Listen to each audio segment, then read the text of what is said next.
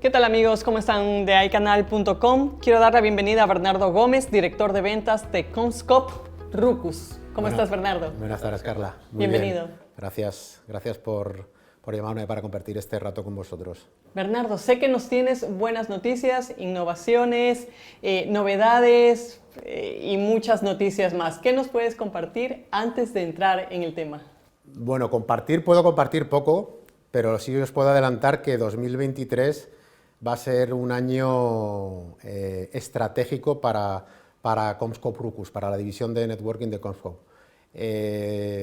No os puedo adelantar lo que se avecina en breve, pero estar atentos porque en las próximas fechas veréis a la compañía dar un giro radical en su estrategia. Qué buena noticia.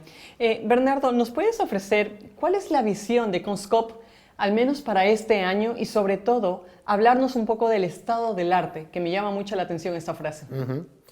Bueno, yo creo que a nadie se le escapa que 2023 es un año...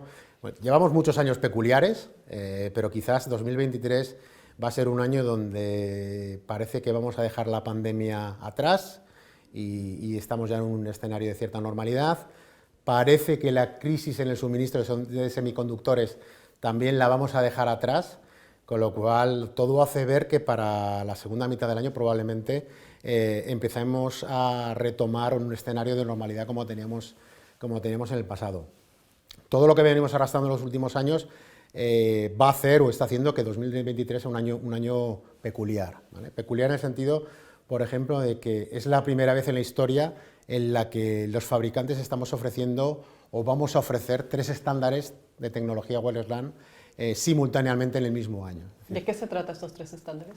En la actualidad, digamos que Wi-Fi 6 es el estándar de facto, el estándar que está en el mercado, pero la realidad es que los fabricantes hemos continuado fabricando Wi-Fi 5, 802.11ac Wave 2, de tal manera que en la actualidad coexisten los 2 estándares en el mercado, pero sin olvidarnos que tenemos en el corto plazo Wi-Fi 7. Es decir, la previsión es que en el mercado Enterprise, para el cuarto trimestre de este año, contemos ya con infraestructura en Wi-Fi 7, con lo cual yo creo que es la primera vez en la historia de las redes de comunicaciones inalámbricas donde 3 estándares de comunicaciones van a coexistir en el mismo año. ¿Y estos estándares se basan a una necesidad de un mercado? Exacto.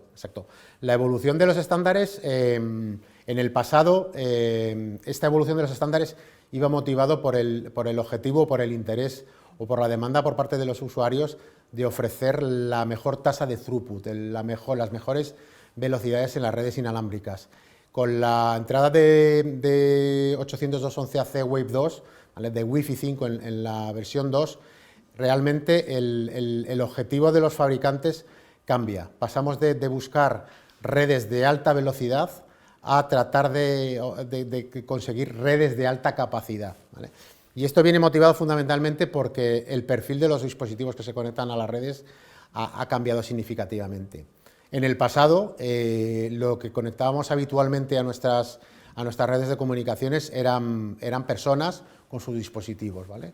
Y os pongo un ejemplo, en el sector de hotelería, en hospitality, que es un sector donde somos una referencia, pues en el pasado, cuando diseñábamos las redes de comunicaciones para nuestros clientes, pensábamos únicamente en dar la mayor tasa de throughput al cliente que se conectaba a su red inalámbrica y en ese escenario habitualmente el cliente se conectaba con su teléfono móvil, con su portátil y lo utilizaba para acceder o bien a navegar a Internet o para consultar su correo electrónico. En la actualidad, la demanda de red ha cambiado radicalmente. Continuamos dando ese tipo de acceso al cliente, cambia el perfil de cliente, ya no viene con 1 o 2 dispositivos, es decir, ahora la media de dispositivos por cliente se acerca a 4 dispositivos, y si nos vamos a un entorno como el entorno vacacional en hospitality, podemos hablar de que Una familia completa tranquilamente puede llevar 16 dispositivos que se conectan a la red, ¿vale? Esto hace que la demanda de capacidad haya crecido exponencialmente. Si además de esto añadimos que entra en juego las tecnologías IoT, es decir, algo que hace 5 años no hablábamos de ello y que en la actualidad es una realidad, pues hace que la demanda de esa capacidad de red haya crecido exponencialmente, y es ahora mismo donde realmente ponemos el foco, es decir, en garantizar que podemos dar servicio al número de dispositivos que se van a conectar a nuestra infraestructura. Y con este mismo tema, hablabas en la pregunta anterior acerca de, bueno, la convergencia que está de moda. Sí. Okay. ¿Podrías adelantarnos en qué ámbitos?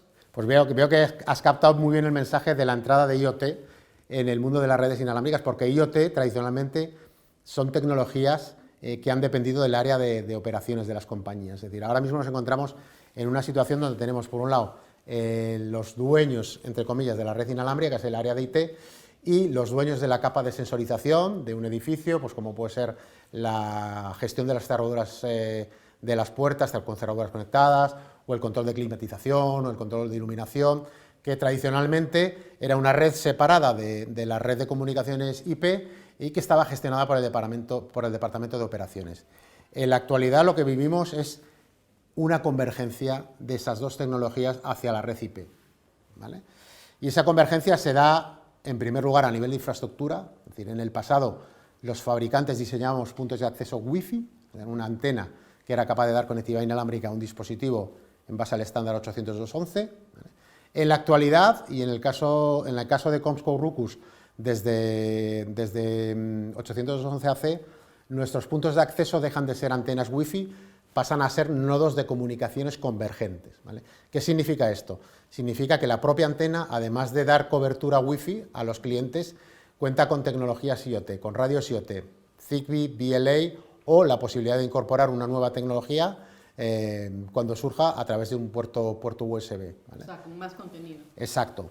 Realmente lo que buscamos es, por un lado, dada esa convergencia hacia la red IP, el dotar a la infraestructura que desplegamos en los clientes de mayores capacidades, en primer lugar, para poder permitir al cliente que toda esa tecnología converja en una única, digamos, autopista de comunicaciones IP, y por supuesto eso redunda en menores costes de infraestructura para el cliente, más facilidad en la gestión, ¿vale? Al final, pues toda esta unificación genera economías de escala que permite al cliente acometer inversiones que en el pasado no se podía plantear cuando planteaba una red de comunicaciones solamente para dar conectividad al cliente, pero que en el horizonte que plantea en la actualidad, donde ya no solamente es el cliente final que se conecta con sus dispositivos, sino que además tiene a todo el personal del back of the house de su empresa, pues personal de camareros, personal de planta, mantenimiento, etc., conectándose, y además toda esa red IoT, pues se hace mucho más fácil justificar